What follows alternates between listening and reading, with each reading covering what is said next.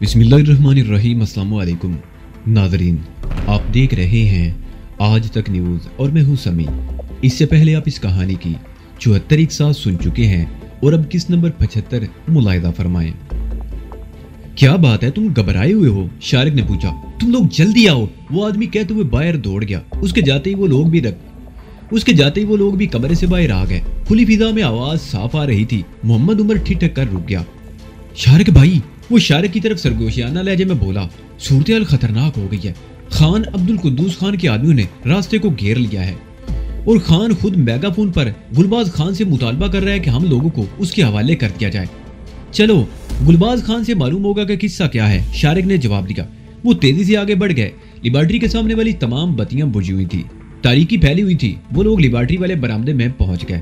वहां एक आदमी खड़ा था जो उन्हें अंदर ले गया। तहखाने में बल्ब जल रहा था और गुलबाज खान बेचैनी से टहल रहा था। क्या हुआ गुलबाज, ये सब क्या है? शारिक ने जाते ही पूछा। अब्दुल कुद्दूस खान को पता चल गया है कि उसकी लिबार्ट्री तुम लोगों ने तबाह की है और ये है कि तुम लोग यहाँ मेरे पास मौजूद हो, गुलबाज खान ने कहा और चंद लम्हों को खामोश हुआ। फिर बोला, मैंने तुम लोगों को नहीं बताया, लेकिन कल उसका एक आदमी यहाँ आया था।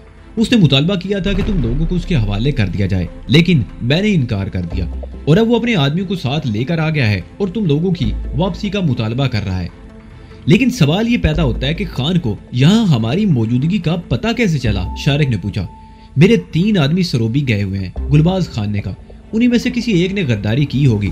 तुमने ठीक ही कहा था, मेरे आदमियों में चंद गद्दार मौजूद थे। मुझे पहले भी उन पर शुबा था, लेकिन मुझसे गलती हो गई। मुझे पहले उनका बंदोबस्त कर लेना चाहिए था।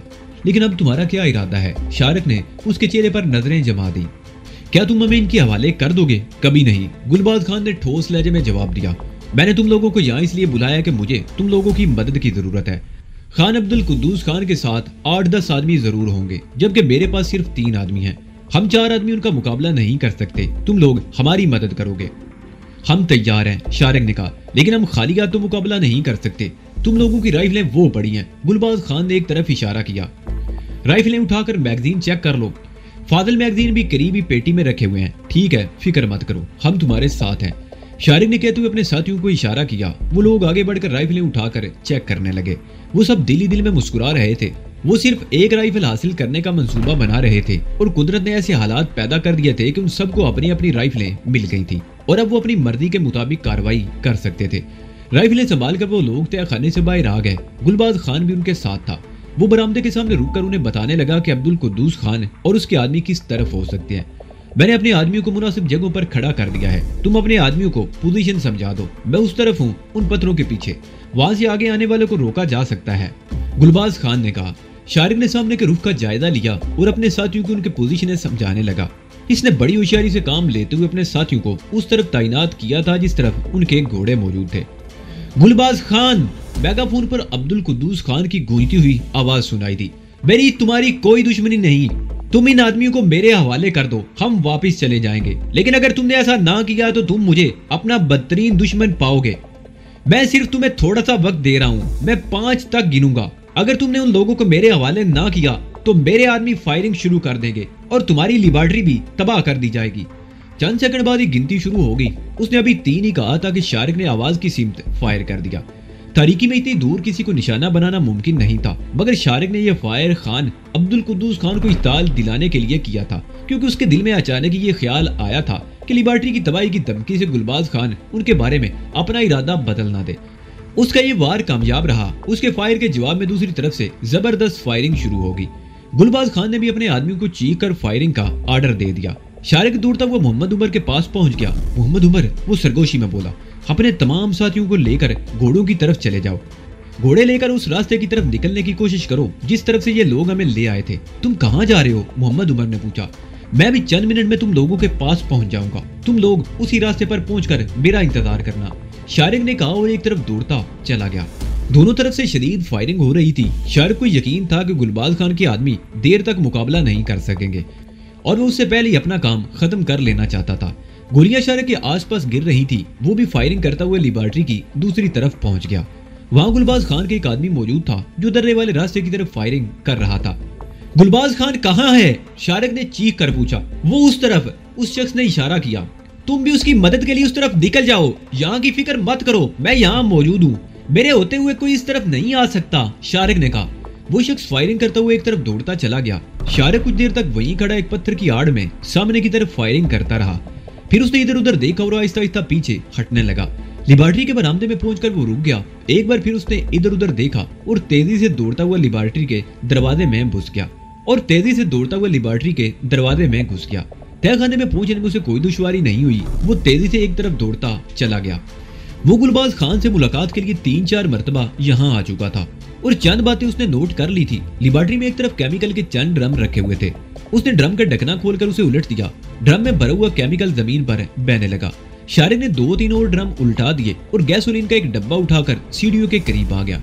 डब्बा खोलकर सीढ़ियों से नीचे लुढ़का दिया। तमाम सीढ़ियां तेल से तर होने लगी। शारिक ने जेब से माचिस निकालकर एक तीली जलाई और उसे सीढ़ियों पर उछाल दिया। सीढ़ियों पर फैले हुए गैसोलीन ने फौरन ही आग पकड़ ली। आग शारिक की तोकों से कहीं ज्यादा तेजी से फैलने लगी। शारिक बड़ी तेजी से सीढ़ियां चढ़ता चला गया। बरामदे में पहुंचकर वो एक लम्हे को रुका, फिर सामने की तरफ फायरिंग करता हुआ तेजी से एक तरफ दौड़ता चला गया।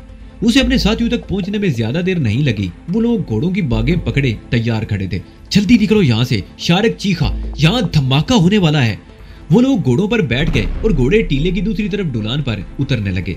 फायरिंग बड़ी शिद्दत से हो रही थी। आवाजों से अंदाजा लगाया जा सकता था कि अब्दुल कुद्दूस खान का पल्ला भारी था।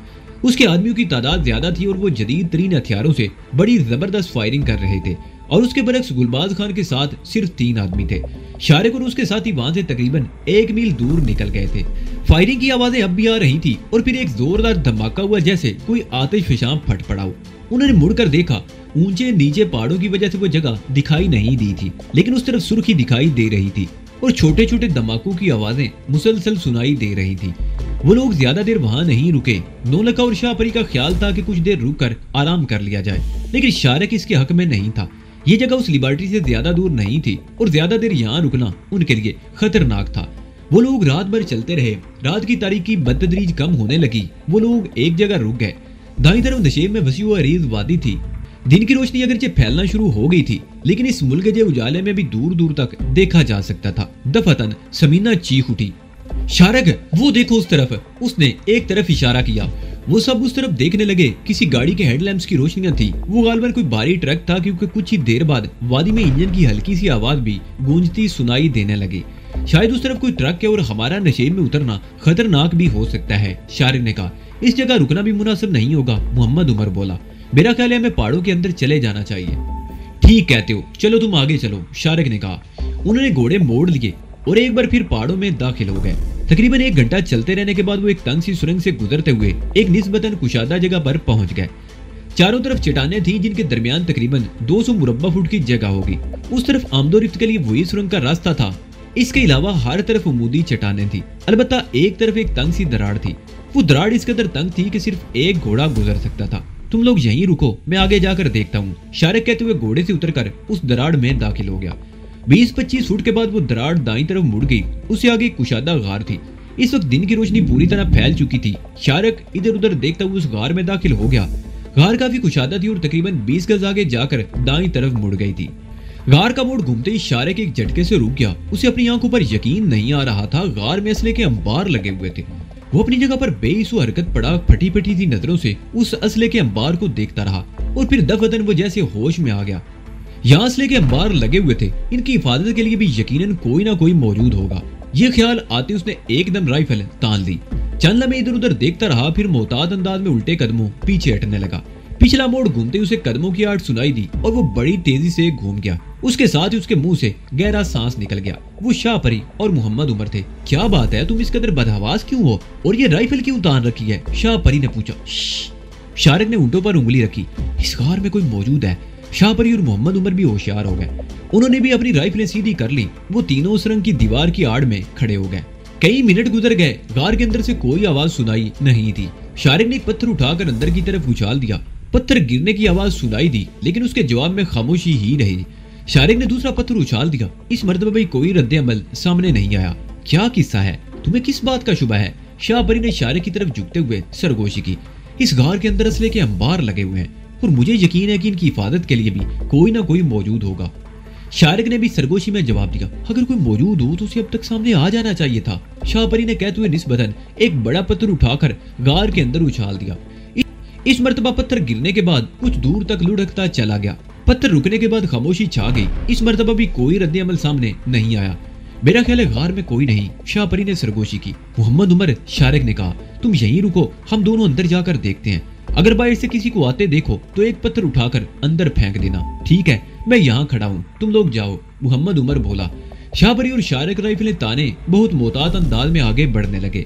वो उस जगह पहुंचकर रुक गए जहां लकड़ी की पेटियों का अंबार लगा हुआ था और उसके साथ ही रॉकेट लॉन्चर और कई मिसाइल रखे हुए थे। उन सबको देखकर शाहपरी की आंखें हैरत से खुली रह गई। वो दोनों पेटियों से आगे निकल गए। आगे एक जगह दीवार के साथ क्लाशनकोव राइफलों का ढेर लगा हुआ था और कुछ पेटियां भी ऊपर नीचे रखी हुई थी। शारिक की तवज्जो राइफलों वाले ढेर की तरफ थी। शाहपरी सूरत-ए-हाल का जायजा लेने के लिए दाईं तरफ मुड़ी। उसके साथ ही उसके मुंह से खौफनाक चीख निकल गई। शारिक तेजी से घूम गया। शाहपरी चीखती उससे लिपट गई। क्या हुआ? शारिक उसे अपने आप से अलग करने की कोशिश करते हुए बोला, फू फू।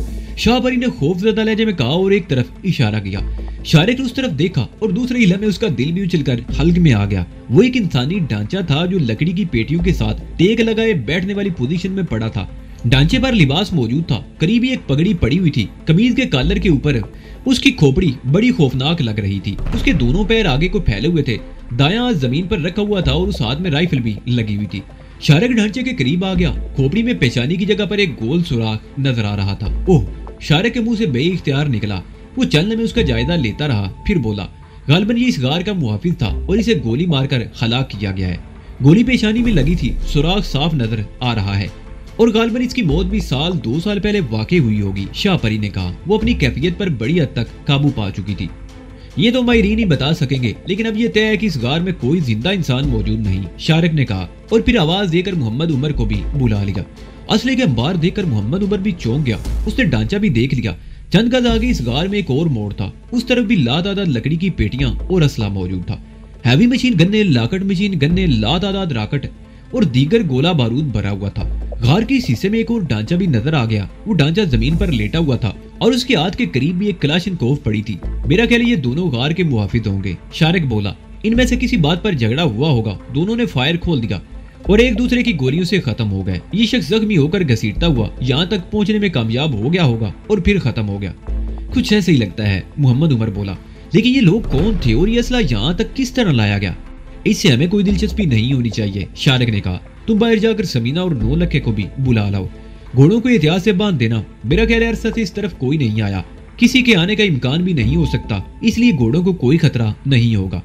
मोहम्मद उमर बाहर चला गया और शाहपरी और शारिक गोला बारूद के उस अंबार का जायजा लेने लगे। ये गार चट्टान के खासा अंदर था। यहाँ मदम सी रोशनी मौजूद थी। उसने सर उठाकर देखा। गार की छत बहुत ऊंची थी और ऊपर एक खला सा नजर आ रहा था और ये रोशनी उसी खला से आ रही थी। तमाम पेटियों पर कोड नंबर के साथ USSR लिखा हुआ था, जिसका साफ मतलब था कि ये रूसी असला था। पेटियों में हैंड ग्रेनेड, पिस्तौल, रिवाल्वर, राइफलों के मैगजीन और एमिनेशन भरा हुआ था। चंद पेटियों में मशीन गन के बेल्ट थे।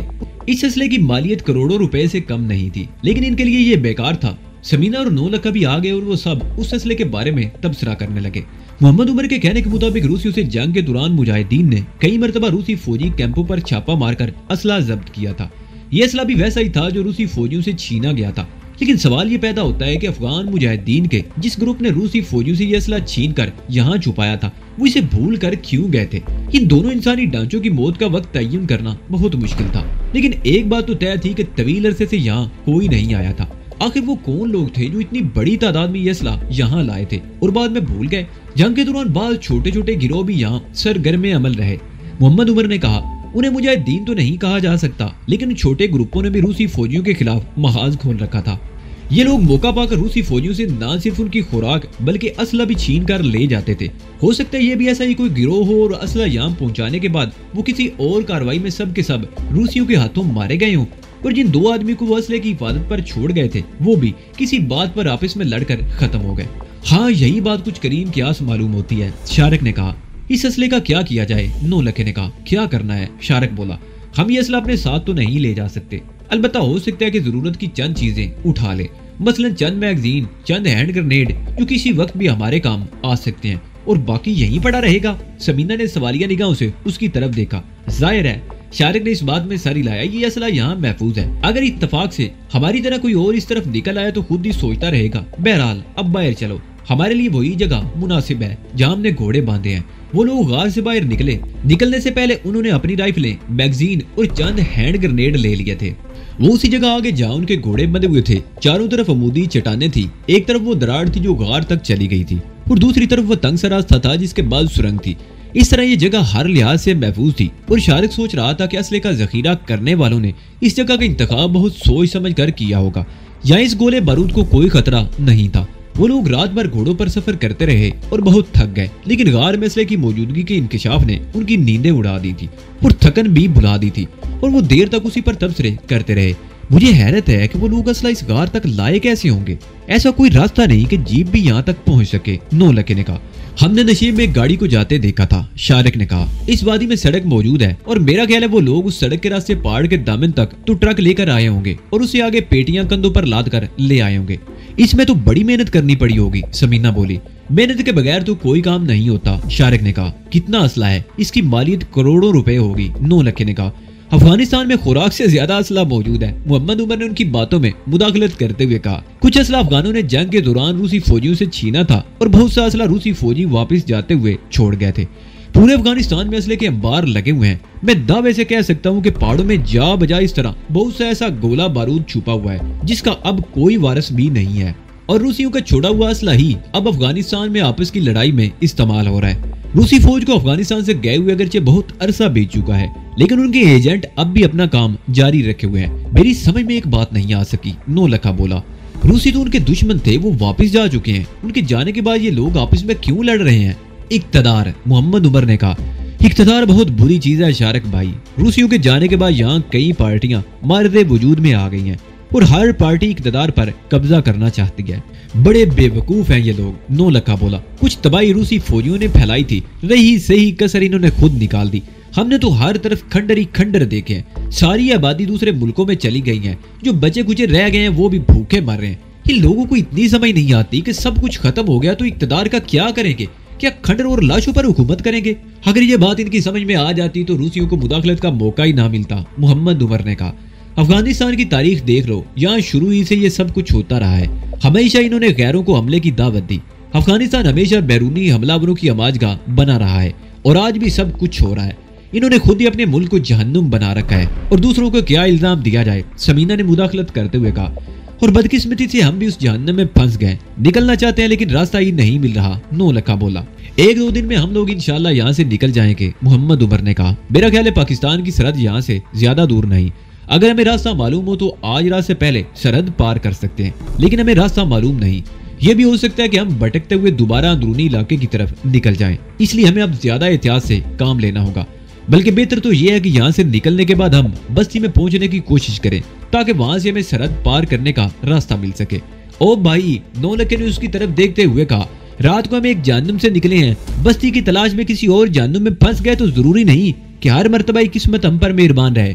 محمد عمر ٹھیک کہہ رہا ہے نولکھے، شارق نے اس کی طرف دیکھتے ہوئے کہا۔ ہمیں واقعی کسی بستی تک پہنچنے کی کوشش کرنی چاہیے، ورنہ یہی ہوگا کہ ہم ساری زندگی ان پہاڑوں میں بھٹکتے رہیں۔ ٹھیک ہے بھائی، نولکھا گہرا سانس لیتے ہوئے بولا۔ تم لوگ جو کہتے ہو ٹھیک ہی ہے، لیکن فی الحال تو ہمیں تھوڑا آرام کر لینا چاہیے، رات بھر کے جاگے ہوئے ہیں، تھکے ہوئے ہیں۔ ہاں، اس بات پر ہم تم سے متفق ہیں، محمد عمر نے کہا۔ یہ جگہ اگرچہ محفوظ ہے لیکن ایک آدمی کو جاگنا پڑے گا۔ تم لوگ سو جاؤ، میں جاگ رہا ہوں، شارق نے کہا۔ تم لوگوں کے جانے کے بعد میں بھی تھوڑی دیر آرام کر لوں گا۔ اس نے گردن گھما کر دیکھا تو اس کے ہونٹوں پر خفیف سی مسکراہٹ آ گئی۔ شاہ پری چٹان کی دیوار کے ساتھ آڑی ترچھی پڑی سو رہی تھی۔ سمینہ بھی اپنی جگہ سے اٹھ کر اس کے قریب جا کر لیٹ گئی۔ محمد عمر اور نولکھا بھی دیوار سے ٹیک لگا کر نیم دراز ہو گئے۔ شارق نے رائفل کندھے پر لٹکا لی اور اٹھ کر ٹہلتا ہوا سرنگ والے راستے کی طرف آ گیا۔ وہ ادھر ادھر دیکھتا ہوا سرنگ میں داخل ہو گیا۔ 5-10 منٹ بعد وہ سرنگ کے دوسرے دہانے پر کھڑا ادھر ادھر دیکھ رہا تھا۔ شارق کے خیال میں یہ محفوظ ترین جگہ تھی۔ اسلحے والے غار تک پہنچنے کے لیے یہی ایک واحد راستہ تھا۔ اس راستے پر کھڑا ہوا صرف ایک آدمی پوری فوج کو روک سکتا تھا۔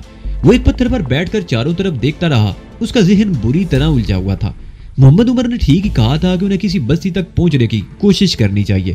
اگر انہیں راستہ نہ ملا تو وہ واقعی ان پہاڑوں میں بھٹکتے رہیں گے، اور ضروری نہیں تھا کہ قسمت ہر مرتبہ ان کا ساتھ دے۔ وہ تقریباً 2 گھنٹے تک وہاں بیٹھا رہا۔ اس کی آنکھوں میں جلن ہو رہی تھی اور اس کا دل چاہ رہا تھا کہ یہیں بیٹھے بیٹھے سو جائے، وہ بڑی مشکل سے اپنی آنکھیں کھولے ہوئے تھا اور پھر وہاں سے اٹھنا ہی چاہتا تھا کہ فضا میں گرر گرر کی آواز سن کر چونک گیا۔ ہوا کے دوش پر آنے والی یہ آواز کبھی تو بہت قریب آتی ہوئی محسوس ہوتی اور کبھی یوں لگتا جیسے میلوں دور سے آ رہی ہو۔ شارق کو سمجھنے میں دیر نہ لگی کہ پہاڑی کے دوسری طرف نشیب میں وادی کی سڑک سے کوئی بھاری گاڑی گزر رہی تھی، غالباً کوئی ٹرک ہوگا۔ شارق وہ آواز سنتا رہا۔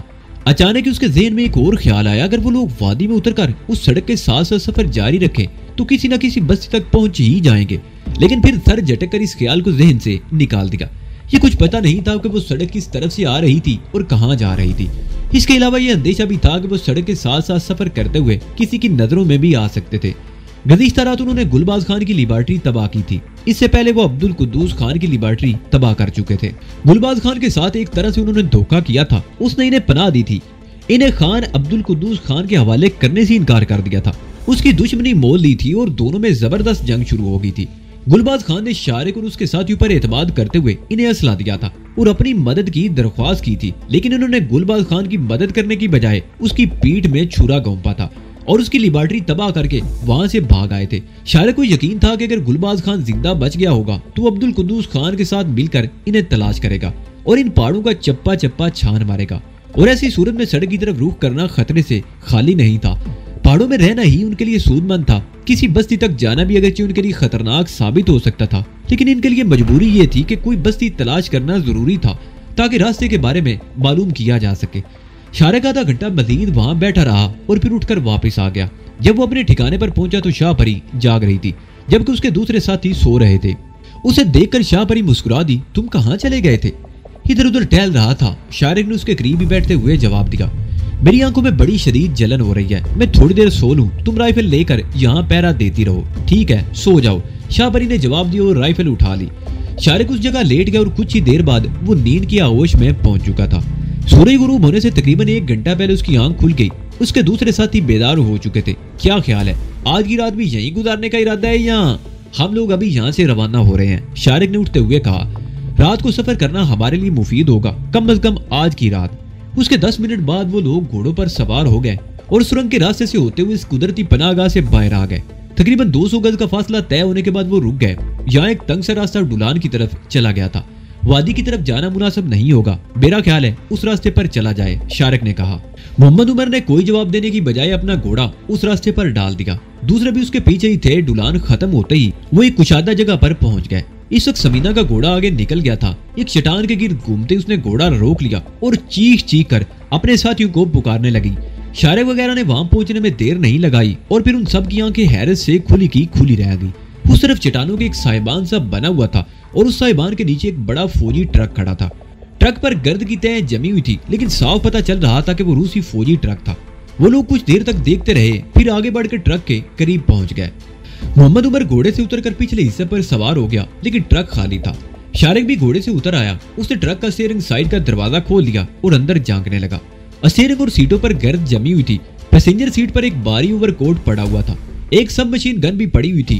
شارق پائیدان پر چڑھ کر ڈرائیونگ سیٹ پر بیٹھ گیا۔ وہ انجن سٹارٹ کرنے کی کوشش کرنے لگا لیکن کامیاب نہ ہو سکا۔ اس نے ڈیش بورڈ پر لگے ہوئے ڈائل کی گرد صاف کی اور ایک ڈائل پر نظر ڈالتے ہی وہ سمجھ گیا کہ انجن سٹارٹ کیوں نہیں ہو رہا۔ فیول بتانے والی سوئی 0 پر تھی۔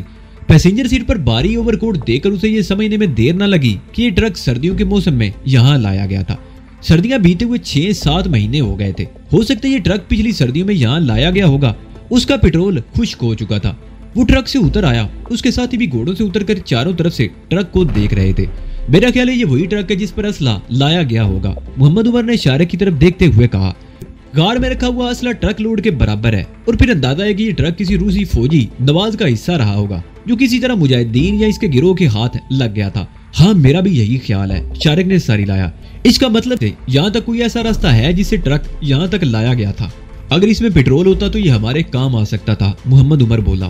ہاں، شارق نے کہا، پتہ نہیں یہ ٹرک کب سے یہاں کھڑا ہے، اس کا پیٹرول خشک ہو چکا ہے، میرے لیے ہمارے کسی کام کا نہیں، ہم یہاں کھڑے وقت کیوں ضائع کر رہے ہیں؟ تو پھر چلو، منزل کھوٹی مت کرو، 9 لکھا بولا۔ وہ ایک بار پھر گھوڑوں پر سوار ہو گئے اور چٹانوں کے اوپر سے گھومتے ہوئے کھلے راستے پر نکل آئے۔ شام ہو چکی تھی اور اندھیرا پھیلنے لگا تھا، وہ کہیں رکے بغیر چلتے رہے۔ شاہ پری پیچھے تھی لیکن کچھ ہی دیر بعد وہ گھوڑا بڑھا کر شارق کے قریب آ گئی۔ ہم نے کل سے کچھ نہیں کھایا اور مجھے بھوک لگ رہی ہے، وہ شارق کی طرف دیکھتے ہوئے بولی۔ یہاں کوئی اور چیز تو دستیاب نہیں، تم چاہو تو مجھے کھا سکتی ہو۔ شارق نے کہا تمہیں تو بار بار کھانے سے بھی میری بھوک نہیں مٹے گی۔ شاہ پری نے مسکراتے ہوئے کہا کسی ایسی چیز کا بندوبست کرو جس سے پیٹ کی بھوک مٹ سکے۔ فی الحال تو کچھ نہیں ہو سکتا، شارق نے کہا، رات کو تو جانور بھی کہیں دب کے سو رہے ہوں گے، شکار بھی نہیں ہو سکتا۔ شاہ پری خاموش رہی۔ وہ لوگ پہاڑوں سے نکل کر تنگ سی وادی میں ایک دریا کے کنارے پر پہنچ گئے۔ وہ لوگ گھوڑوں سے اتر گئے اور دریا سے پانی پینے کے بعد ادھر ادھر بکھر کر بیٹھ گئے۔ انہیں وہاں بیٹھے ہوئے زیادہ دیر نہیں ہوئی تھی کہ ایک آہر سن کر چونک گئے۔